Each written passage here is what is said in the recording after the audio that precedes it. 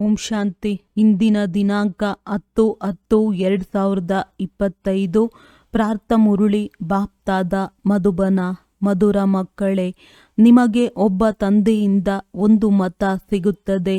ಇದಕ್ಕೆ ಅದ್ವೈತ್ಯ ಮತವೆಂದು ಹೇಳುತ್ತಾರೆ. ಈ ಅದ್ವೈತ್ಯ ಮತದಿಂದಲೇ ನೀವು ದೇವತೆಗಳಾಗಬೇಕಾಗಿದೆ. ಪ್ರಶ್ನೆ: ಮನುಷ್ಯರು ಈ ವಿಸ್ಮೃತಿಯ ಆಟದಲ್ಲಿ ಎಲ್ಲದಕ್ಕಿಂತ ಮುಖ್ಯವಾದ ಯಾವ ಮಾತನ್ನು ಮರೆತು ಹೋಗಿದ್ದಾರೆ? ಉತ್ತರ: ನಮ್ಮ ಮನೆ ಎಲ್ಲಿದೆ ಅದರ ಮಾರ್ಗವನ್ನೇ ಈ ಆಟದಲ್ಲಿ ಬಂದು ಮರೆತು ಹೋಗಿದ್ದೀರಿ. ಮನೆಗೆ ಯಾವಾಗ ಹೋಗಬೇಕು, ಹೇಗೆ ಹೋಗಬೇಕೆಂಬುದೇ ಗೊತ್ತಿಲ್ಲ. ಈಗ ತಂದೆಯು ನಿಮ್ಮೆಲ್ಲರನ್ನೂ ಕರೆದುಕೊಂಡು ಹೋಗಲು ಬಂದಿದ್ದಾರೆ. ವಾಣಿಯಿಂದ ದೂರ ಮಧುರ ಮನೆಯಲ್ಲಿ ಹೋಗುವುದು ಈಗ ನಿಮ್ಮ ಪುರುಷಾರ್ಥವಾಗಿದೆ. ಗೀತೆ. ರಾತ್ರಿಯ ಪ್ರಯಾಣಿಕನೇ, ಸುಸ್ತಾಗಬೇಡ. ಓಂ ಶಾಂತಿ. ಗೀತೆಯ ಅರ್ಥವನ್ನು ಡ್ರಾಮಾ ಪ್ಲಾನ್ ಅನುಸಾರ ಮತ್ಯಾರೂ ತಿಳಿದುಕೊಳ್ಳಲು ಸಾಧ್ಯವಿಲ್ಲ. ಮನುಷ್ಯರ ಕೆಲವೊಂದು ಗೀತೆಗಳು ನಿಮಗೆ ಸಹಯೋಗ ಕೊಡುತ್ತವೆ. ನಿಮಗೆ ತಿಳಿದಿದೆ, ನಾವೇ ದೇವಿ ದೇವತೆಗಳಾಗುತ್ತಿದ್ದೇವೆ. ಹೇಗೆ? ಆ ವಿದ್ಯೆಯನ್ನು ಓದುವವರು ನಾವು ಡಾಕ್ಟರ್, ಬ್ಯಾರಿಸ್ಟರ್ ಆಗುತ್ತಿದ್ದೇವೆಂದು ಹೇಳುತ್ತಾರೆ. ಹಾಗೆಯೇ ನಿಮ್ಮ ಬುದ್ಧಿಯಲ್ಲಿದೆ, ನಾವು ಹೊಸ ಪ್ರಪಂಚಕ್ಕಾಗಿ ಓದುತ್ತಿದ್ದೇವೆ. ಇದು ಕೇವಲ ನಿಮಗೆ ವಿಚಾರ ಬರುತ್ತದೆ. ಅಮರಲೋಕ ಹೊಸ ಪ್ರಪಂಚವೆಂದು ಸತ್ಯಯುಗಕ್ಕೆ ಹೇಳಲಾಗುತ್ತದೆ. ಈಗಂತೂ ಸತ್ಯಯುಗವೂ ಇಲ್ಲ, ದೇವತೆಗಳ ರಾಜ್ಯವೂ ಇಲ್ಲ. ಇಲ್ಲಂತೂ ಇರಲು ಸಾಧ್ಯವೇ ಇಲ್ಲ. ಈ ಚಕ್ರವನ್ನು ಸುತ್ತಿ ನೀವೀಗ ಕಲಿಯುಗ ಅಂತ್ಯದಲ್ಲಿ ಬಂದು ತಲುಪಿದ್ದೀರಿ. ಮತ್ಯಾರ ಬುದ್ಧಿಯಲ್ಲಿಯೂ ಈ ಚಕ್ರದ ಜ್ಞಾನವು ಬರುವುದಿಲ್ಲ. ಅವರಂತೂ ಸತ್ಯಯುಗಕ್ಕೆ ಲಕ್ಷಾಂತರ ವರ್ಷಗಳೆಂದು ಹೇಳುತ್ತಾರೆ. ನೀವು ಮಕ್ಕಳಿಗೆ ನಿಶ್ಚಯವಿದೆ, ಅವಶ್ಯವಾಗಿ ಇದು 5000 ವರ್ಷಗಳ ನಂತರ ಚಕ್ರವು ಸುತ್ತುತ್ತಿರುತ್ತದೆ. ಮನುಷ್ಯರು 84 ಜನ್ಮಗಳನ್ನೇ ತೆಗೆದುಕೊಳ್ಳುತ್ತಾರೆ. ಲೆಕ್ಕವಿದೆಯಲ್ಲವೇ? ಈ ದೇವಿ ದೇವತಾ ಧರ್ಮವನ್ನು ಅದ್ವೈತ್ಯ ಧರ್ಮವೆಂದು ಹೇಳಲಾಗುತ್ತದೆ, ಅದ್ವೈತ್ಯ ಶಾಸ್ತ್ರವೆಂದು ಹೇಳಲಾಗುತ್ತದೆ. ಅದು ಒಂದೇ ಆಗಿದೆ. ಉಳಿದಂತೆ ಅನೇಕ ಧರ್ಮಗಳು, ಅನೇಕ ಶಾಸ್ತ್ರಗಳಿವೆ. ನೀವು ಒಂದಾಗಿದ್ದೀರಿ. ಒಬ್ಬರ ಮೂಲಕ ಒಂದು ಮತ ಸಿಗುತ್ತದೆ. ಅದಕ್ಕೆ ಅದ್ವೈತ್ಯ ಮತವೆಂದು ಹೇಳಲಾಗುತ್ತದೆ. ಈ ಅದ್ವೈತ್ಯ ಮತವು ನಿಮಗೆ ಸಿಗುತ್ತದೆ. ದೇವಿ ದೇವತೆಗಳಾಗಲು ಈ ವಿದ್ಯೆ ಇದೆಯಲ್ಲವೇ? ಆದ್ದರಿಂದ ತಂದೆಗೆ ಜ್ಞಾನಸಾಗರ, ಜ್ಞಾನಪೂರ್ಣನೆಂದು ಹೇಳಲಾಗುತ್ತದೆ. ನಮಗೆ ಹೊಸ ಪ್ರಪಂಚಕ್ಕಾಗಿ ಭಗವಂತನೇ ಓದಿಸುತ್ತಾರೆಂದು ಮಕ್ಕಳಿಗೆ ತಿಳಿದಿದೆ. ಅಂದಮೇಲೆ ಇದನ್ನು ಮರೆಯಬಾರದು. ಶಾಲೆಯಲ್ಲಿ ಎಂದಾದರೂ ಮಕ್ಕಳು ಶಿಕ್ಷಕರನ್ನು ಮರೆತು ಹೋಗುತ್ತಾರೆಯೇ? ಇಲ್ಲ ಅಲ್ಲವೇ? ಗೃಹಸ್ಥ ವ್ಯವಹಾರದಲ್ಲಿರುವವರೂ ಸಹ ಹೆಚ್ಚಿನ ಪದವಿಯನ್ನು ಪಡೆಯಲು ಓದುತ್ತಾರೆ. ನೀವು ಸಹ ಗೃಹಸ್ಥದಲ್ಲಿರುತ್ತಾ ತಮ್ಮ ಉನ್ನತಿ ಮಾಡಿಕೊಳ್ಳಲು ಓದುತ್ತೀರಿ. ನಾವು ಬೇಹದ್ದಿನ ತಂದೆಯಿಂದ ಓದುತ್ತೇವೆಂದು ಈಗ ನಿಮ್ಮ ಮನಸ್ಸಿನಲ್ಲಿ ಬರಬೇಕು. ಶಿವ ತಂದೆಯೂ ತಂದೆಯಾಗಿದ್ದಾರೆ. ಪ್ರಜಾಪಿತ ಬ್ರಹ್ಮನೂ ತಂದೆಯಾಗಿದ್ದಾರೆ. ಪ್ರಜಾಪಿತ ಬ್ರಹ್ಮರವರ ಆದಿದೇವ ಎಂಬ ಹೆಸರು ಪ್ರಸಿದ್ಧವಾಗಿದೆ. ಕೇವಲ ಇದ್ದು ಹೋಗಿದ್ದಾರೆ. ಹೇಗೆ? ಗಾಂಧೀಜಿಯೂ ಸಹ ಇದ್ದು ಹೋಗಿದ್ದಾರೆ. ಅವರಿಗೆ ಬಾಪೂಜಿ ಎಂದು ಹೇಳುತ್ತಾರೆ. ಆದರೆ ತಿಳಿದುಕೊಳ್ಳುವುದಿಲ್ಲ. ಕೇವಲ ಹಾಗೆಯೇ ಹೇಳಿಬಿಡುತ್ತಾರೆ. ಈ ಶಿವ ತಂದೆಯೂ ಸತ್ಯ ಸತ್ಯವಾಗಿದ್ದಾರೆ. ಬ್ರಹ್ಮ ತಂದೆಯೂ ಸತ್ಯ ಸತ್ಯವಾಗಿದ್ದಾರೆ. ಲೌಕಿಕ ತಂದೆಯೂ ಸತ್ಯ ಸತ್ಯವಾಗಿ ಇರುತ್ತಾರೆ. ಬಾಕಿ ಮೇಯರ್ ಮೊದಲಾದವರನ್ನು ಕೇವಲ ಹಾಗೆಯೇ ಬಾಪು ಎಂದು ಹೇಳಿಬಿಡುತ್ತಾರೆ. ಇದೆಲ್ಲವೂ ತಾತ್ಕಾಲಿಕವಾಗಿದೆ. ಇದು ವಾಸ್ತವಕತೆಯಾಗಿದೆ. ಆತ್ಮಗಳ ತಂದೆ ಪರಮಾತ್ಮನು ಬಂದು ಆತ್ಮಗಳನ್ನು ಪ್ರಜಾಪಿತ ಬ್ರಹ್ಮರವರ ಮೂಲಕ ತನ್ನವರನ್ನಾಗಿ ಮಾಡಿಕೊಳ್ಳುತ್ತಾರೆ. ಅಂದ ಮೇಲೆ ಅವರಿಗೆ ಅವಶ್ಯವಾಗಿ ಅನೇಕ ಮಕ್ಕಳಿರುವರಲ್ಲವೇ? ಶಿವ ತಂದೆಗಂತೂ ಎಲ್ಲರೂ ಸಂತಾನರಾಗಿದ್ದಾರೆ. ಎಲ್ಲರೂ ಅವರನ್ನು ನೆನಪು ಮಾಡುತ್ತಾರೆ. ಆದರೂ ಸಹ ಕೆಲವರು ಅವರನ್ನು ಸಹ ಒಪ್ಪುವುದಿಲ್ಲ. ಪಕ್ಕಾ ನಾಸ್ತಿಕರಾಗಿರುತ್ತಾರೆ. ಅವರು ಇದು ಸಂಕಲ್ಪದಿಂದಾದ ಪ್ರಪಂಚವೆಂದು ಹೇಳುತ್ತಾರೆ. ಈಗ ನಿಮಗೆ ತಂದೆಯು ತಿಳಿಸುತ್ತಾರೆ, ಮಕ್ಕಳೇ, ಇದನ್ನು ಬುದ್ಧಿಯಲ್ಲಿ ನೆನಪಿಟ್ಟುಕೊಳ್ಳಿ. ನಾವು ಓದುತ್ತಿದ್ದೇವೆ. ಓದಿಸುವವರು ಶಿವ ತಂದೆಯಾಗಿದ್ದಾರೆ. ಇದು ದಿನರಾತ್ರಿ ನೆನಪಿರಬೇಕು. ಇದನ್ನೇ ಮಾಯೆಯು ಮತ್ತೆ ಮತ್ತೆ ಮರೆಸುತ್ತದೆ. ಆದ್ದರಿಂದ ನೆನಪು ಮಾಡಿಕೊಳ್ಳಬೇಕಾಗುತ್ತದೆ. ತಂದೆ, ಶಿಕ್ಷಕ, ಗುರು ಮೂವರನ್ನು ಮರೆತು ಹೋಗುತ್ತಾರೆ. ಮೂರು ರೂಪಗಳು ಒಬ್ಬರೇ ಆಗಿದ್ದಾರೆ. ಆದರೂ ಸಹ ಮರೆತು ಹೋಗುತ್ತಾರೆ. ಇದರಲ್ಲಿ ರಾವಣನ ಜೊತೆ ಯುದ್ಧವಿದೆ. ತಂದೆಯು ತಿಳಿಸುತ್ತಾರೆ, ಏ ಆತ್ಮಗಳೇ, ನೀವು ಸತೋ ಪ್ರಧಾನರಾಗಿದ್ದೀರಿ. ಈಗ ತಮೋ ಪ್ರಧಾನರಾಗಿದ್ದೀರಿ. ಶಾಂತಿಧಾಮದಲ್ಲಿದ್ದಾಗ ಪವಿತ್ರತೆ ಇತ್ತು. ಪವಿತ್ರತೆ ಇಲ್ಲದೆ ಯಾವುದೇ ಆತ್ಮವು ಮೇಲಿರಲು ಸಾಧ್ಯವಿಲ್ಲ. ಆದ್ದರಿಂದ ಎಲ್ಲ ಆತ್ಮಗಳು ಈಗ ಪತಿತ ಪಾವನ ತಂದೆಯನ್ನು ಕರೆಯುತ್ತಿರುತ್ತಾರೆ. ಯಾವಾಗ ಎಲ್ಲರೂ ಪತಿತ ತಮೋ ಪ್ರಧಾನರಾಗಿ ಬಿಡುವರೋ ಆಗ ತಂದೆಯು ಬಂದು ತಿಳಿಸುತ್ತಾರೆ, ನಾನು ನಿಮ್ಮನ್ನು ಸತೋ ಪ್ರಧಾನರನ್ನಾಗಿ ಮಾಡುತ್ತೇನೆ. ನೀವು ಶಾಂತಿಧಾಮದಲ್ಲಿದ್ದಾಗ ಅಲ್ಲಿ ಎಲ್ಲರೂ ಪವಿತ್ರರಾಗಿದ್ದರು. ಅಲ್ಲಿ ಯಾವುದೇ ಅಪವಿತ್ರ ಆತ್ಮನಿರಲು ಸಾಧ್ಯವಿಲ್ಲ. ಎಲ್ಲರೂ ಶಿಕ್ಷೆಗಳನ್ನನುಭವಿಸಿ ಖಂಡಿತ ಪವಿತ್ರರಾಗಬೇಕಾಗಿದೆ. ಪವಿತ್ರರಾಗದೆ ಯಾರೂ ಹಿಂತಿರುಗಿ ಹೋಗಲು ಸಾಧ್ಯವಿಲ್ಲ. ಬ್ರಹ್ಮತತ್ವದಲ್ಲಿ ಲೀನವಾದರು. ಜ್ಯೋತಿಯಲ್ಲಿ ಜ್ಯೋತಿಯು ಸಮಾವೇಶವಾಯಿತೆಂದು ಬಲೆ ಕೆಲವರು ಹೇಳುತ್ತಾರೆ. ಇವೆಲ್ಲವೂ ಭಕ್ತಿ ಮಾರ್ಗದ ಅನೇಕ ಮತಗಳಾಗಿವೆ. ನಿಮ್ಮದ್ದು ಇದು ಅದ್ವೈತ್ಯ ಮತವಾಗಿದೆ. ತಂದೆಯೇ ಮನುಷ್ಯರಿಂದ ದೇವತೆಗಳನ್ನಾಗಿ ಮಾಡಲು ಸಾಧ್ಯ. ತಂದೆಯು ಕಲ್ಪ ಓದಿಸಲು ಬರುತ್ತಾರೆ. ಚಾಚೂ ತಪ್ಪದೆ ಕಲ್ಪದ ಹಿಂದಿನ ತರಹವೇ ಅವರ ಪಾತ್ರವೂ ನಡೆಯುತ್ತದೆ. ಇದು ಅನಾದಿ ಮಾಡಲ್ಪಟ್ಟ ನಾಟಕವಲ್ಲವೇ? ಸೃಷ್ಟಿ ಚಕ್ರವು ಸುತ್ತುತ್ತಿರುತ್ತದೆ. ಸತ್ಯ, ತ್ರೇತ, ದ್ವಾಪರ, ಕಲಿಯುಗ, ನಂತರ ಇದು ಸಂಗಮ ಯುಗವಾಗಿದೆ. ಮುಖ್ಯ ಧರ್ಮಗಳು ಇವಾಗಿವೆ: ದೇವತಾ ಧರ್ಮ, ಇಸ್ಲಾಂ ಧರ್ಮ, ಬೌದ್ಧ ಧರ್ಮ, ಕ್ರೈಸ್ತ ಧರ್ಮ. ಇದರಲ್ಲಿ ರಾಜ್ಯವು ನಡೆಯುತ್ತದೆ. ಬ್ರಾಹ್ಮಣರಿಗಾಗಲಿ ಕೌರವರಿಗಾಗಲಿ ರಾಜ್ಯಭಾರವಿಲ್ಲ. ನೀವೀಗ ಬೇಹದ್ದಿನ ತಂದೆಯನ್ನು ಮತ್ತೆ ನೆನಪು ಮಾಡಬೇಕಾಗಿದೆ. ಬ್ರಾಹ್ಮಣರಿಗೂ ಸಹ ನೀವು ತಿಳಿಸಬಹುದು. ತಂದೆಯು ಅನೇಕ ಬಾರಿ ತಿಳಿಸಿದ್ದಾರೆ. ಮೊಟ್ಟ ಮೊದಲು ಬ್ರಾಹ್ಮಣರು ಶಿಕೆಯಾಗಿದ್ದಾರೆ. ಮೊಟ್ಟ ಮೊದಲಿಗೆ ಬ್ರಹ್ಮನ ವಂಶಾವಳಿಯು ನೀವಾಗಿದ್ದೀರಿ. ಇದು ನಿಮಗೆ ತಿಳಿದಿದೆ. ಮತ್ತೆ ಭಕ್ತಿ ಮಾರ್ಗದಲ್ಲಿ ನಾವೇ ಪೂಜ್ಯರಿಂದ ಪೂಜಾರಿಗಳಾಗುತ್ತೇವೆ. ನಾವೀಗ ಪೂಜ್ಯರಾಗುತ್ತಿದ್ದೇವೆ. ಆ ಬ್ರಾಹ್ಮಣರು ಗೃಹಸ್ಥಿಗಳಾಗಿರುತ್ತಾರೆಯೇ ಹೊರತು ಸನ್ಯಾಸಿಗಳಲ್ಲ. ಸನ್ಯಾಸಿಗಳು ಹಠಯೋಗಿಗಳಾಗುತ್ತಾರೆ. ಗೃಹಸ್ಥವನ್ನು ಬಿಡುವುದೋ ಹಠವಲ್ಲವೇ? ಹಠಯೋಗಿಗಳು ಅನೇಕ ಪ್ರಕಾರದ ಯೋಗಗಳನ್ನು ಕಲಿಸುತ್ತಾರೆ. ಜೈಪುರದಲ್ಲಿ ಹಠಯೋಗಿಗಳ ಮ್ಯೂಸಿಯಂ ಇದೆ. ಅದರಲ್ಲಿ ರಾಜಯೋಗದ ಚಿತ್ರವಿಲ್ಲ. ರಾಜಯೋಗದ ಚಿತ್ರವು ದಿಲ್ವಾಡ ಮಂದಿರದಲ್ಲಿದೆ.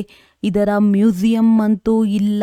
ಹಠಯೋಗದ ಮ್ಯೂಸಿಯಂಗಳು ಎಷ್ಟೊಂದಿವೆ. ರಾಜಯೋಗದ ಮಂದಿರಗಳು ಇಲ್ಲಿ ಭಾರತದಲ್ಲಿಯೇ ಇವೆ. ಇದು ಚೈತನ್ಯವಾಗಿದೆ. ನೀವಿಲ್ಲಿ ಚೈತನ್ಯದಲ್ಲಿ ಕುಳಿತಿದ್ದೀರಿ. ಸ್ವರ್ಗವು ಎಲ್ಲಿದೆ ಎಂದು ಮನುಷ್ಯರಿಗೇನೂ ತಿಳಿದಿಲ್ಲ. ದಿಲ್ವಾಡ ಮಂದಿರದಲ್ಲಿ ಕೆಳಗೆ ತಪಸ್ಸಿನಲ್ಲಿ ಕುಳಿತಿರುವ ಚಿತ್ರವಿದೆ. ಅದು ನಿಮ್ಮ ಪೂರ್ಣ ನೆನಪಾರ್ಥವಾಗಿದೆ. ಅವಶ್ಯವಾಗಿ ಸ್ವರ್ಗವನ್ನು ಮೇಲ್ಭಾಗದಲ್ಲಿಯೇ ತೋರಿಸಬೇಕಾಗುವುದು. ಇದರಿಂದ ಮನುಷ್ಯರು ಸ್ವರ್ಗವು ಮೇಲಿದೆ ಎಂದು ತಿಳಿದುಕೊಳ್ಳುತ್ತಾರೆ. ಈ ಚಕ್ರವು ಸುತ್ತುತ್ತಿರುತ್ತದೆ. ಅರ್ಧ ಕಲ್ಪದ ನಂತರ ಸ್ವರ್ಗವು ಮತ್ತೆ ಕೆಳಗಡೆ ಹೊರಟು ಹೋಗುವುದು. ಪುನಃ ಅರ್ಧ ಕಲ್ಪ ಸ್ವರ್ಗವು ಮೇಲೆ ಬರುವುದು. ಇದರ ಕಾಲಾವಧಿ ಎಷ್ಟೆಂಬುದನ್ನು ಯಾರೂ ತಿಳಿದುಕೊಂಡಿಲ್ಲ. ತಂದೆಯು ನಿಮಗೆ ಇಡೀ ಚಕ್ರದ ಜ್ಞಾನವನ್ನು ತಿಳಿಸಿದ್ದಾರೆ. ನೀವು ಜ್ಞಾನವನ್ನು ತಿಳಿದುಕೊಂಡು ಮೇಲೆ ಹೋಗುತ್ತೀರಿ. ನಂತರ ಚಕ್ರವು ಪೂರ್ತಿಯಾಗುತ್ತದೆ. ಮತ್ತೆ ಚಕ್ರವು ಹೊಸದಾಗಿ ಆರಂಭವಾಗುತ್ತದೆ. ಇದು ಬುದ್ಧಿಯಲ್ಲಿ ನಡೆಯಬೇಕು. ಹೇಗೆ ಅವರು ಜ್ಞಾನವನ್ನು ಓದುತ್ತಾರೆಂದರೆ ಬುದ್ಧಿಯಲ್ಲಿ ಗ್ರಂಥಗಳು ಇತ್ಯಾದಿಗಳೆಲ್ಲವೂ ನೆನಪಿರುತ್ತದೆ ಎಲ್ಲವೇ. ಇದು ಸಹ ವಿದ್ಯೆಯಾಗಿದೆ. ಇದು ಸಹ ಸಂಪನ್ನವಾಗಿರಬೇಕು, ಮರೆತು ಹೋಗಬಾರದು. ಈ ವಿದ್ಯೆಯನ್ನು ವೃದ್ಧರು, ಯುವಕರು, ಮಕ್ಕಳು ಮೊದಲಾದ ಎಲ್ಲರಿಗೆ ಓದುವ ಹಕ್ಕಿದೆ. ಇಲ್ಲಿ ಕೇವಲ ತಂದೆಯನ್ನು ಅರಿತುಕೊಳ್ಳಬೇಕಾಗಿದೆ. ತಂದೆಯನ್ನು ಅರಿತುಕೊಂಡರೆ ಅವರ ಆಸ್ತಿಯು ಬುದ್ಧಿಯಲ್ಲಿ ಬಂದು ಬಿಡುವುದು. ಪ್ರಾಣಿಗಳಿಗೂ ಸಹ ತನ್ನ ಮಕ್ಕಳು ಮರಿಗಳು ಬುದ್ಧಿಯಲ್ಲಿರುತ್ತದೆ. ಕಾಡಿಗೆ ಹೋದರೂ ಸಹ ಮನೆ ಮತ್ತು ಮರಿಗಳು ನೆನಪಿಗೆ ಬರುತ್ತಿರುತ್ತವೆ. ತಾನೇ ಹುಡುಕಿಕೊಂಡು ಬಂದು ಬಿಡುತ್ತವೆ. ಈಗ ತಂದೆಯೂ ತಿಳಿಸುತ್ತಾರೆ, ಮಕ್ಕಳೇ, ನನ್ನೊಬ್ಬನನ್ನೇ ನೆನಪು ಮಾಡಿ ಮತ್ತು ಮನೆಯನ್ನು ನೆನಪು ಮಾಡಿ. ಎಲ್ಲಿಂದ ನೀವು ಪಾತ್ರವನ್ನು ಅಭಿನಯಿಸಲು ಬಂದಿದ್ದೀರಿ. ಆತ್ಮಕ್ಕೆ ಮನೆಯು ಬಹಳ ಪ್ರಿಯವೆನಿಸುತ್ತದೆ. ಎಷ್ಟೊಂದು ನೆನಪು ಮಾಡುತ್ತಾರೆ, ಆದರೆ ಮಾರ್ಗವನ್ನೇ ಮರೆತು ಹೋಗಿದ್ದಾರೆ. ನಿಮ್ಮ ಬುದ್ಧಿಯಲ್ಲಿದೆ, ನಾವು ಬಹಳ ದೂರವಿರುತ್ತೇವೆ, ಆದರೆ ಅಲ್ಲಿ ಹೋಗುವುದು ಹೇಗೆ? ನಾವು ಏಕೆ ಹೋಗಲು ಸಾಧ್ಯವಾಗುತ್ತಿಲ್ಲ? ಇದೇನೂ ತಿಳಿದಿಲ್ಲ. ಆದ್ದರಿಂದ ತಂದೆಯು ತಿಳಿಸುತ್ತಾರೆ, ಒಂದು ಚಕ್ರವ್ಯೂಹದ ಆಟವನ್ನು ರಚಿಸುತ್ತಾರೆ. ಯಾವ ಕಡೆಯಿಂದ ಹೋದರೂ ದಾರಿಯು ಮುಚ್ಚಿರುತ್ತದೆ. ನೀವು ಸಹ ತಿಳಿದುಕೊಂಡಿದ್ದೀರಿ, ಈ ಯುದ್ಧದ ನಂತರ ಸ್ವರ್ಗದ ಬಾಗಿಲು ತೆರೆಯುತ್ತದೆ. ಈ ಮೃತ್ಯು ಲೋಕದಿಂದ ಎಲ್ಲರೂ ಹೋಗುತ್ತಾರೆ. ಎಷ್ಟೆಲ್ಲ ಮನುಷ್ಯರು ನಂಬರ್ವಾರ್ ಧರ್ಮದನುಸಾರ ಮತ್ತು ಪಾತ್ರದನುಸಾರ ಹೋಗಿ ಇರುತ್ತಾರೆ. ನಿಮ್ಮ ಬುದ್ಧಿಯಲ್ಲಿ ಇವೆಲ್ಲ ಮಾತುಗಳಿವೆ. ಮನುಷ್ಯರು ಬ್ರಹ್ಮತತ್ವದಲ್ಲಿ ಹೋಗಲು ಎಷ್ಟೊಂದು ತಲೆಕೆಡಿಸಿಕೊಳ್ಳುತ್ತಾರೆ. ತಂದೆಯು ಬಂದು ರಾಜಯೋಗವನ್ನು ಕಲಿಸುತ್ತಾರೆ, ಸಂಪೂರ್ಣ ಜ್ಞಾನವನ್ನು ತಿಳಿಸುತ್ತಾರೆ. ಮತ್ತೆ ಭಕ್ತಿಯಲ್ಲಿ ಇದರ ಶಾಸ್ತ್ರಗಳನ್ನು ರಚಿಸಿದ್ದಾರೆ. ನೀವೀಗ ಆ ಶಾಸ್ತ್ರಗಳನ್ನು ಓದುವ ಅವಶ್ಯಕತೆ ಇಲ್ಲ. ಆ ಶಾಲೆಗಳಲ್ಲಾದರೂ ವೃದ್ಧರು ಓದುವುದಿಲ್ಲ. ಇಲ್ಲಿ ಎಲ್ಲರೂ ಓದುತ್ತೀರಿ. ನೀವು ಮಕ್ಕಳು ಅಮರ ಲೋಕದಲ್ಲಿ ದೇವತೆಗಳಾಗುತ್ತೀರಿ. ಅಲ್ಲಿ ಯಾರದೇ ನಿಂದನೆ ಮಾಡುವಂತಹ ಶಬ್ದಗಳನ್ನು ಮಾತನಾಡುವುದಿಲ್ಲ. ನೀವೀಗ ತಿಳಿದುಕೊಂಡಿದ್ದೀರಿ, ಸ್ವರ್ಗವಿತ್ತು, ಈಗ ಕಳೆದು ಹೋಗಿದೆ, ಅದರ ಮಹಿಮೆ ಇದೆ. ಎಷ್ಟೊಂದು ಮಂದಿರಗಳನ್ನು ಕಟ್ಟಿಸುತ್ತಾರೆ. ಅವರೊಂದಿಗೆ ಕೇಳಿ, ಈ ಲಕ್ಷ್ಮೀನಾರಾಯಣರು ಯಾವಾಗ ಇದ್ದು ಹೋಗಿದ್ದಾರೆ? ಏನೂ ಗೊತ್ತಿಲ್ಲ. ನಾವೀಗ ನಮ್ಮ ಮನೆಗೆ ಹೋಗಬೇಕೆಂದು ನಿಮಗೆ ಅರ್ಥವಾಗಿದೆ. ಓಂನ ಅರ್ಥವೇ ಬೇರೆಯಾಗಿದೆ ಮತ್ತು ಹಂಸೋ ಸೋಹಂನ ಅರ್ಥವೇ ಬೇರೆಯಾಗಿದೆ. ಇದನ್ನು ಅವರು ಓಂ ಸೋಹಂ ಎರಡರ ಅರ್ಥವನ್ನು ಒಂದೇ ಮಾಡಿಬಿಟ್ಟಿದ್ದಾರೆ. ನೀವಾತ್ಮಗಳು ಶಾಂತಿಧಾಮದ ನಿವಾಸಿಗಳಾಗಿದ್ದೀರಿ. ಇಲ್ಲಿ ಪಾತ್ರವನ್ನಭಿನಯಿಸಲು ಬಂದಿದ್ದೀರಿ. ದೇವತಾ, ಕ್ಷತ್ರಿಯ, ವೈಶ್ಯ, ಶೂದ್ರರಾಗುತ್ತೀರಿ. ಓಂ ಅರ್ಥಾತ್ ನಾನು ಆತ್ಮ. ಎಷ್ಟೊಂದು ಅಂತರವಿದೆ. ಇದನ್ನು ಅವರು ಎರಡೂ ಒಂದೇ ಮಾಡಿಬಿಡುತ್ತಾರೆ. ಇವು ಬುದ್ಧಿಯಿಂದ ತಿಳಿದುಕೊಳ್ಳುವ ಮಾತುಗಳಾಗಿವೆ. ಯಾರು ಇದನ್ನು ಪೂರ್ಣ ರೀತಿಯಿಂದ ತಿಳಿದುಕೊಳ್ಳುವುದಿಲ್ಲವೋ ಅವರು ತೂಕಡಿಸುತ್ತಿರುತ್ತಾರೆ. ಸಂಪಾದನೆಯ ಸಮಯದಲ್ಲೆಂದೂ ತೂಕಡಿಸುವುದಿಲ್ಲ. ಆ ಸಂಪಾದನೆಯು ಅಲ್ಪ ಸಮಯಕ್ಕಾಗಿದೆ. ಇದು ಅರ್ಧಕಲ್ಪಕ್ಕಾಗಿ ಸಂಪಾದನೆಯಾಗಿದೆ. ಆದರೆ ಬುದ್ಧಿಯು ಬೇರೆ ಕಡೆ ಅಲೆದಾಡುವುದರಿಂದ ಸುಸ್ತಾಗಿ ಬಿಡುತ್ತಾರೆ, ಆಕಳಿಸುತ್ತಾರೆ. ನೀವಿಲ್ಲಿ ಕಣ್ಣುಗಳನ್ನು ಮುಚ್ಚಿ ಕುಳಿತುಕೊಳ್ಳಬಾರದು. ನಿಮಗೆ ತಿಳಿದಿದೆ, ಆತ್ಮ ಅವಿನಾಶಿ, ಶರೀರ ವಿನಾಶಿಯಾಗಿದೆ. ಕಲಿಯುಗಿ ನರಕವಾಸಿ ಮನುಷ್ಯರನ್ನು ನೋಡುವುದರಲ್ಲಿ ಮತ್ತು ನಿಮ್ಮನ್ನು ನೋಡುವುದರಲ್ಲಿಯೂ ರಾತ್ರಿ ಹಗಲಿನ ಅಂತರವಿದೆ. ನಾವಾತ್ಮಗಳು ತಂದೆಯ ಮೂಲಕ ಓದುತ್ತೇವೆ. ಇದು ಯಾರಿಗೂ ತಿಳಿದಿಲ್ಲ. ಜ್ಞಾನಸಾಗರ ಪರಮಪಿತ ಪರಮಾತ್ಮನು ಬಂದು ಓದಿಸುತ್ತಾರೆ. ನಾವಾತ್ಮಗಳು ಕೇಳುತ್ತಿದ್ದೇವೆ. ತನ್ನನ್ನು ಆತ್ಮನೆಂದು ತಿಳಿದು ತಂದೆಯನ್ನು ನೆನಪು ಮಾಡುವುದರಿಂದ ವಿಕರ್ಮಗಳು ವಿನಾಶವಾಗುತ್ತವೆ. ನಿಮ್ಮ ಬುದ್ಧಿಯು ಮೇಲೆ ಹೋಗುತ್ತದೆ. ಶಿವತಂದೆಯು ನಿಮಗೆ ಜ್ಞಾನವನ್ನು ತಿಳಿಸುತ್ತಿದ್ದಾರೆ. ಇದರಲ್ಲಿ ಬುದ್ಧಿಯು ಬಹಳ ಪರಿಶುದ್ಧವಿರಬೇಕು. ಬುದ್ಧಿಯನ್ನು ಪರಿಶುದ್ಧ ಮಾಡಿಕೊಳ್ಳಲು ತಂದೆಯು ಯುಕ್ತಿಯನ್ನು ತಿಳಿಸುತ್ತಾರೆ. ತಮ್ಮನ್ನು ಆತ್ಮನೆಂದು ತಿಳಿಯುವುದರಿಂದ ತಂದೆಯ ನೆನಪು ಅವಶ್ಯವಾಗಿ ಬರುವುದು. ತಂದೆಯ ನೆನಪು ಬರಲಿ. ಅರ್ಧಕಲ್ಪದಿಂದ ತುಂಡಾಗಿರುವ ಸಂಬಂಧವು ಮತ್ತೆ ಜೋಡಿಸಲ್ಪಡಲಿ ಎಂದೇ ತಮ್ಮನ್ನು ಆತ್ಮನೆಂದು ತಿಳಿಯಬೇಕಾಗಿದೆ. ಸತ್ಯಯುಗದಲ್ಲಂತೂ ಸುಖದ ಪ್ರಾರಬ್ಧವೇ ಇರುತ್ತದೆ, ದುಃಖದ ಮಾತಿರುವುದಿಲ್ಲ. ಅದಕ್ಕೆ ಸ್ವರ್ಗವೆಂದು ಹೇಳುತ್ತಾರೆ. ಸ್ವರ್ಗದ ರಚಯಿತನೇ ಸ್ವರ್ಗದ ಮಾಲೀಕರನ್ನಾಗಿ ಮಾಡುತ್ತಾರೆ. ಇಂತಹ ತಂದೆಯನ್ನು ಮಕ್ಕಳು ಎಷ್ಟು ಮರೆತು ಹೋಗುತ್ತಾರೆ. ತಂದೆಯು ಬಂದು ಮಕ್ಕಳನ್ನು ದತ್ತು ಮಾಡಿಕೊಳ್ಳುತ್ತಾರೆ. ಮಾರ್ವಾಡಿ ಜನಾಂಗದವರು ಸಹ ಬಹಳ ದತ್ತು ಮಾಡಿಕೊಳ್ಳುತ್ತಾರೆ. ಆಗ ಅವರಿಗೆ ನಾನು ಸಾಹುಕಾರರ ಮಡಿಲಿಗೆ ಬಂದಿದ್ದೇನೆಂದು ಖುಷಿ ಇರುತ್ತದೆ ಎಲ್ಲವೇ. ಸಾಹುಕಾರರ ಮಗು ಬಡವರ ಬಳಿ ಎಂದು ಹೋಗುವುದಿಲ್ಲ. ಈ ಪ್ರಜಾಪಿತ ಬ್ರಹ್ಮನ ಮಕ್ಕಳಾಗಿದ್ದೀರೆಂದ ಮೇಲೆ ಅವಶ್ಯವಾಗಿ ಮುಖ ವಂಶಾವಳಿಯಾಗಿರಬೇಕಲ್ಲವೇ. ನೀವು ಬ್ರಾಹ್ಮಣರು ಮುಖ ವಂಶಾವಳಿಯಾಗಿದ್ದೀರಿ, ಅವರು ಕುಕ ವಂಶಾವಳಿಯಾಗಿದ್ದಾರೆ. ಇದರ ಅಂತರವನ್ನು ನೀವೇ ತಿಳಿದುಕೊಂಡಿದ್ದೀರಿ. ನೀವು ಇದನ್ನು ತಿಳಿಸಿದಾಗಲೇ ಅವರು ಮುಖ ವಂಶಾವಳಿಯಾಗುವರು. ಇದು ದತ್ತು ಮಾಡಿಕೊಳ್ಳುವುದಾಗಿದೆ. ಇದು ದತ್ತು ಮಾಡಿಕೊಳ್ಳುವುದಾಗಿದೆ. ಸ್ತ್ರೀಯನ್ನು ತನ್ನ ಸ್ತ್ರೀ ಎಂದು ತಿಳಿದುಕೊಳ್ಳುತ್ತಾರೆ. ಅಂದಾಗ ಸ್ತ್ರೀ ಕುಕ ವಂಶಾವಳಿಯೋ ಅಥವಾ ಮುಖ ವಂಶಾವಳಿಯೋ? ಸ್ತ್ರೀ ಮುಖ ವಂಶಾವಳಿಯಾಗುತ್ತಾಳೆ. ಮತ್ತೆ ಅವರಿಗೆ ಮಕ್ಕಳಾದಾಗ ಅವರು ಕುಕ ವಂಶಾವಳಿಯಾಗುತ್ತಾರೆ. ತಂದೆಯು ತಿಳಿಸುತ್ತಾರೆ, ನೀವೆಲ್ಲರೂ ಮುಖ ವಂಶಾವಳಿಯಾಗಿದ್ದೀರಿ.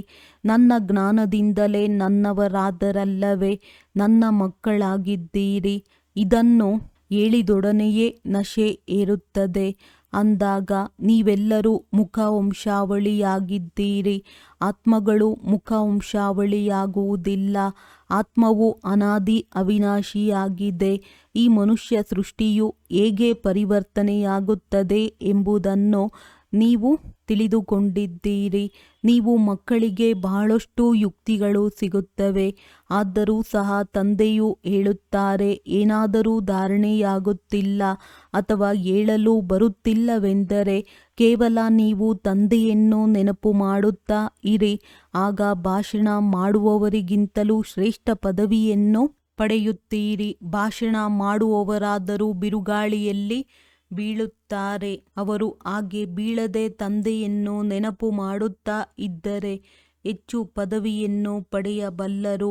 ಎಲ್ಲರಿಗಿಂತ ಹೆಚ್ಚು ಯಾರು ವಿಕಾರದಲ್ಲಿ ಬೀಳುತ್ತಾರೆಯೋ ಅವರು 5ನೇ ಅಂತಸ್ತಿನಿಂದ ಬೀಳುವುದರಿಂದ ಮೂಳೆಗಳು ಪುಡಿ ಪುಡಿಯಾಗುತ್ತವೆ. 5ನೇ ಅಂತಸ್ತು ದೇಹಾಭಿಮಾನವಾಗಿದೆ. 4ನೆಯ ಅಂತಸ್ತು ಕಾಮ ವಿಕಾರವಾಗಿದೆ. ತಂದೆಯು ತಿಳಿಸುತ್ತಾರೆ, ಕಾಮ ಮಹಾಶತ್ರುವಾಗಿದೆ. ಬಾಬಾ ನಾನು ಬಿದ್ದು ಹೋದನೆಂದು ಹೇಳುತ್ತಾರೆ. ಕ್ರೋಧವು ಬಂದಾಗ ನಾವು ಬಿದ್ದು ಹೋದೆವೆಂದು ಹೇಳುವುದಿಲ್ಲ. ಮುಖ ಕಪ್ಪು ಮಾಡಿಕೊಳ್ಳುವುದರಿಂದ ಬಹಳ ದೊಡ್ಡ ಪೆಟ್ಟು ಬೀಳುತ್ತದೆ. ಅವರು ಅನ್ಯರಿಗೆ ಕಾಮ ಮಹಾಶತ್ರುವೆಂದು ಹೇಳಲು ಸಾಧ್ಯವಿಲ್ಲ. ತಂದೆಯು ಮತ್ತೆ ಮತ್ತೆ ತಿಳಿಸುತ್ತಾರೆ, ವಿಕಾರಿ ದೃಷ್ಟಿಯಿಂದ ಬಹಳ ಸಂಭಾಲನೆ ಮಾಡಿಕೊಳ್ಳಬೇಕಾಗಿದೆ. ಸತ್ಯಯುಗದಲ್ಲಿ ಸಂಭಾಲನೆ ಮಾಡುವ ಅವಶ್ಯಕತೆಯೇ ಇಲ್ಲ. ವಿಕಾರಿ ದೃಷ್ಟಿಯೇ ಇರುವುದಿಲ್ಲ. ನಿರ್ವಿಕಾರಿ ದೃಷ್ಟಿ ಇರುತ್ತದೆ. ಅದು ನಿರ್ವಿಕಾರಿ ರಾಜ್ಯವಾಗಿದೆ. ಈ ಸಮಯದಲ್ಲಿ ವಿಕಾರಿ ಪ್ರಪಂಚವಾಗಿದೆ. ಈಗ ನೀವಾತ್ಮಗಳಿಗೆ ನಿರ್ವಿಕಾರಿ ದೃಷ್ಟಿಯು ಸಿಗುತ್ತದೆ. ಇದು 21 ಜನ್ಮಗಳವರೆಗೆ ಕೆಲಸ ಮಾಡುತ್ತದೆ. ಅಲ್ಲಿ ಯಾರೂ ವಿಕಾರಿಗಳಾಗುವುದಿಲ್ಲ. ಈಗ ಮುಖ್ಯ ಮಾತನ್ನು ತಂದೆಯು ತಿಳಿಸುತ್ತಾರೆ. ತಂದೆಯನ್ನು ನೆನಪು ಮಾಡಿ ಮತ್ತು 84 ಜನ್ಮಗಳ ಚಕ್ರವನ್ನು ನೆನಪು ಮಾಡಿ. ಇದು ಸಹ ಆಶ್ಚರ್ಯದ ಮಾತಾಗಿದೆ. ಶ್ರೀನಾರಾಯಣನ ಆತ್ಮವೇ ಅಂತಿಮದಲ್ಲಿ ಬಂದು ಭಾಗ್ಯಶಾಲಿ ರಥವಾಗುತ್ತಾರೆ. ಅವರಲ್ಲಿ ತಂದೆಯ ಪ್ರವೇಶತೆಯಾಗುತ್ತದೆ. ಆಗ ಭಾಗ್ಯಶಾಲಿಯಾಗುತ್ತಾರೆ. ಬ್ರಹ್ಮನಿಂದ ವಿಷ್ಣು, ವಿಷ್ಣುವಿನಿಂದ ಬ್ರಹ್ಮ. ಈ 84 ಜನ್ಮಗಳ ಚರಿತ್ರೆಯು ನಿಮ್ಮ ಬುದ್ಧಿಯಲ್ಲಿರಬೇಕು. ಒಳ್ಳೆಯದು. ಮಧುರಾತಿ ಮಧುರ ಅಗಲಿ ಹೋಗಿ ಮರಳಿ ಸಿಕ್ಕಿರುವ ಮಕ್ಕಳ ಪ್ರತಿ ಮಾತ್ಪಿತಾ ಬಾಪ್ ದಾದಾರವರ ನೆನಪು, ಪ್ರೀತಿ ಹಾಗೂ ಸುಪ್ರಭಾತ. ಆತ್ಮಿಕ ಮಕ್ಕಳಿಗೆ ಆತ್ಮಿಕ ತಂದೆಯ ನಮಸ್ತೆ. ಧಾರಣೆಗಾಗಿ ಮುಖ್ಯ ಸಾರ. ತಂದೆಯ ನೆನಪಿನಿಂದ ಬುದ್ಧಿಯನ್ನು ಪರಿಶುದ್ಧ ಮಾಡಿಕೊಳ್ಳಬೇಕಾಗಿದೆ. ಬುದ್ಧಿಯು ವಿದ್ಯೆಯಿಂದ ಸದಾ ಸಂಪನ್ನವಾಗಿರಲಿ. ತಂದೆ ಮತ್ತು ಮನೆಯನ್ನು ಸದಾ ನೆನಪಿಟ್ಟುಕೊಳ್ಳಬೇಕು ಮತ್ತು ಅನ್ಯರಿಗೂ ನೆನಪು ತರಿಸಬೇಕಾಗಿದೆ. ಈ ಅಂತಿಮ ಜನ್ಮದಲ್ಲಿ ವಿಕಾರಿ ದೃಷ್ಟಿಯನ್ನು ಸಮಾಪ್ತಿ ಮಾಡಿಕೊಂಡು ನಿರ್ವಿಕಾರಿ ದೃಷ್ಟಿಯನ್ನಾಗಿ ಮಾಡಿಕೊಳ್ಳಬೇಕಾಗಿದೆ.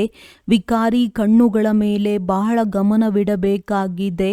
ವರದಾನ: ದಾತಾತನದ ಸ್ಥಿತಿ ಮತ್ತು ಸಮಾವೇಶ ಮಾಡಿಕೊಳ್ಳುವ ಶಕ್ತಿಯ ಮೂಲಕ ಸದಾ ವಿಘ್ನ ವಿನಾಶಕ ಸಮಾಧಾನ ಸ್ವರೂಪ ಭವ.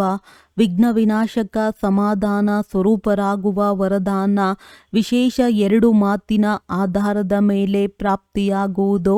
ಸದಾ ಸ್ಮೃತಿ ಇರಲಿ, ನಾನು ದಾತನ ಮಗುವಾಗಿದ್ದೇನೆ.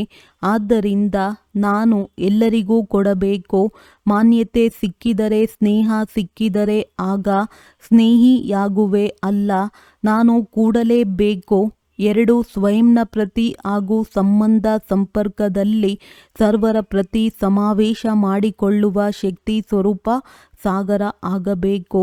ಇದೇ 2 ವಿಶೇಷತೆಗಳಿಂದ ಶುಭ ಭಾವನೆ, ಶುಭ ಕಾಮನೆಯಿಂದ ಸಂಪನ್ನ ಸಮಾಧಾನ ಸ್ವರೂಪರಾಗಿ ಬಿಡುವಿರಿ. ಸ್ಲೋಗನ್: ಸತ್ಯವನ್ನು ನಿಮ್ಮ ಜೊತೆಗಾರರನ್ನಾಗಿ ಮಾಡಿಕೊಳ್ಳಿ, ಆಗ ನಿಮ್ಮ ನೌಕೆ ಎಂದು ಮುಳುಗಲು ಸಾಧ್ಯವಿಲ್ಲ. ಅವ್ಯಕ್ತ ಸೂಚನೆ: ಸ್ವಯಂನ ಮತ್ತು ಸರ್ವರ ಪ್ರತಿ ಮನಸ್ಸ ಮೂಲಕ ಯೋಗದ ಶಕ್ತಿಗಳ ಪ್ರಯೋಗ ಮಾಡಿ. ಯಾವಾಗ ಮನಸ್ಸಿನಲ್ಲಿ ಸದಾ ಶುಭ ಭಾವನೆ ಅಥವಾ ಶುಭ ಆಶೀರ್ವಾದ ಕೊಡುವ ಸ್ವಾಭಾವಿಕ ಅಭ್ಯಾಸವಾದಾಗ ನಿಮ್ಮ ಮನಸ್ಸ ಬ್ಯುಸಿಯಾಗಿ ಬಿಡುತ್ತದೆ. ಮನಸ್ಸಿನಲ್ಲಿ ಯಾವ ಏರುಪೇರು ಯಾಗುತ್ತದೆ ಅದರಿಂದ ಸ್ವತಃವೇ ದೂರವಾಗಿ ಬಿಡುತ್ತದೆ. ತಮ್ಮ ಪುರುಷಾರ್ಥದಲ್ಲಿ ಕೆಲವೊಮ್ಮೆ ಹೃದಯ ವಿದೀರ್ಣ ಆಗುತ್ತದೆ. ಅದು ಆಗುವುದಿಲ್ಲ, ಜಾದೂ ಮಂತ್ರವಾಗಿ ಬಿಡುತ್ತದೆ. ಒಳ್ಳೆಯದು. ಓಂ ಶಾಂತಿ.